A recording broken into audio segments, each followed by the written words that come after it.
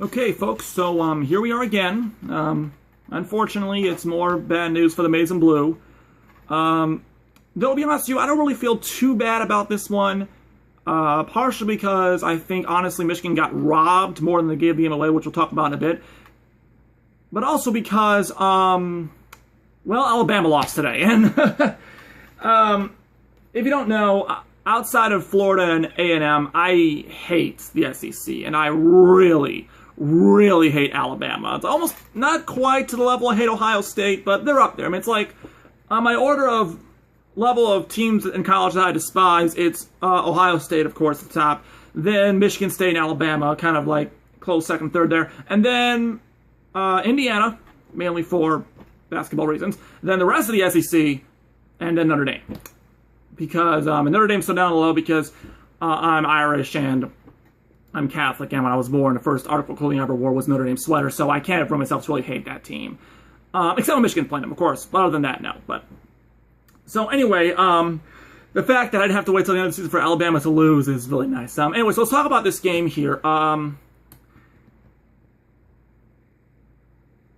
I'm noticing right now is that basically a lot of fans are apathetic. Nobody really cares. I mean, it's really telling that when this team got blanked by Notre Dame, people were outraged. Now it's like, oh, a matter of course. I mean, it's just this program is now having one of its worst starts ever in history, 2-4. I don't even think Rich Rod was that bad when he first got here, and just nobody cares anymore. I mean, but I will say this: I didn't think the team played that bad in this game. I mean, yeah, there were mistakes, and the fact they lost is still an indictment. But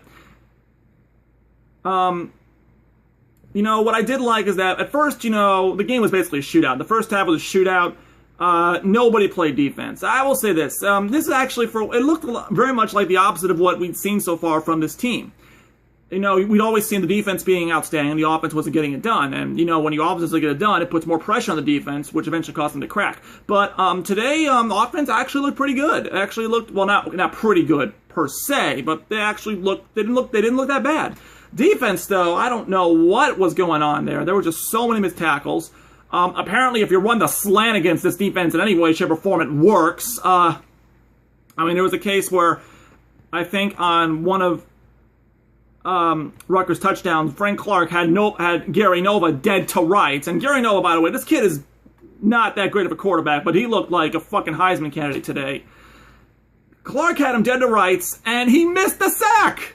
He missed that. It's like, am I seeing things here? Is this like a bad game of no NCAA football or whatever? Like, what was that? What the hell was that? I mean, and I've given a lot of praise to this defense, but I have to say, today, seeing just so many missed assignments, so many missed tackles, getting consistently burned on the third down, I have to say that myself, my brother Michael, who played a little bit of high school football, my fellow Michigan fan and alumnus, Jason Dilly, Rob Wise, and Nick Matar, my boy from Battle Creek, MJ, my Twitter buddies, Lauren and Tommy Pearson, and the staff from MGO Blog, and Fluttershy and Rarity from My Little Pony would have played better defense tonight than Michigan did, because, hey, at least we would have known to try and tackle the guy with a football. But, again, the offense wasn't bad. Running game, still suspect.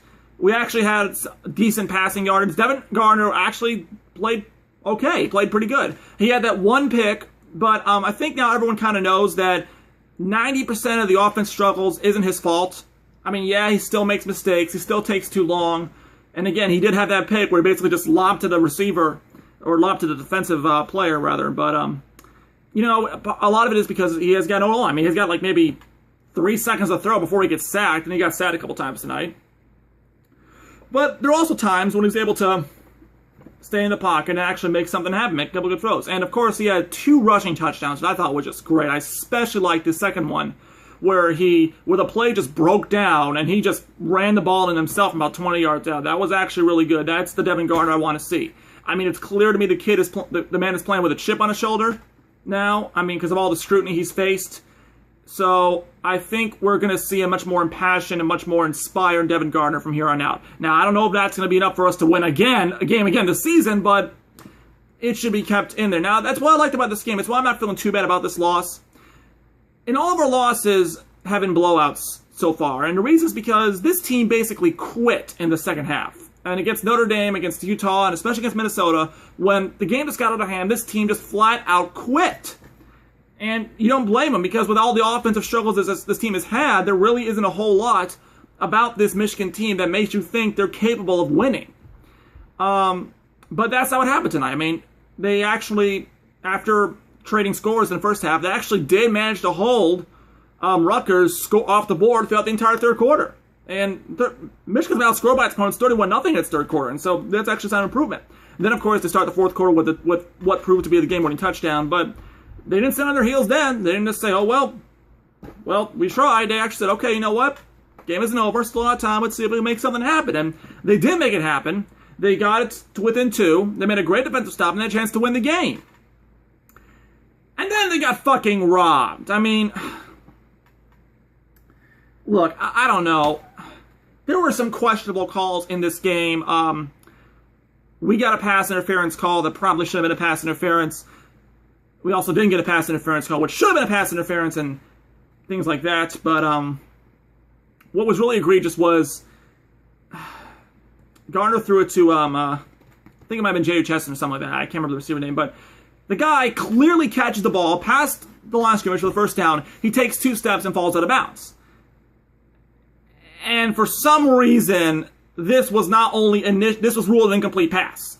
Not only did we have to challenge the call to even get them to review it, but they said it was confirmed. I don't know. It's like, can you point to me to some rule in the NCAA that says that's an incomplete pass? I mean, I just don't know. I mean, how do you make that incomplete pass? But yeah, it's a field goal, which was blocked, and people are saying you shouldn't have gone for it. I don't know. Honestly, it was kind of a lose situation at the point. I mean, yeah, you could have run it on 4th and 9, but, you do risk, DG getting sacked or throwing a pick or just not making the first down at all, which then the result was that the odds are Rutgers was probably going to get some good field position anyway, so I don't know. But, yeah, so here we are, 2-4. Now, I said at the start of the season, Michigan would go 8-4. That was my prediction.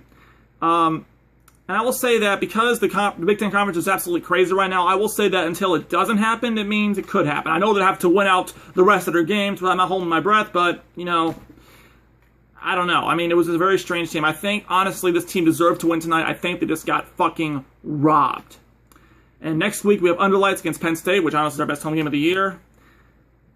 I think this team can pull off the win. I know, like I said, there's nothing about this team that resembles winning right now, but I think that they'll get it done. Under the lights, for the home crowd, chip on their shoulder, they'll pull it off. But we'll have to see. So until next week, take care and go blue.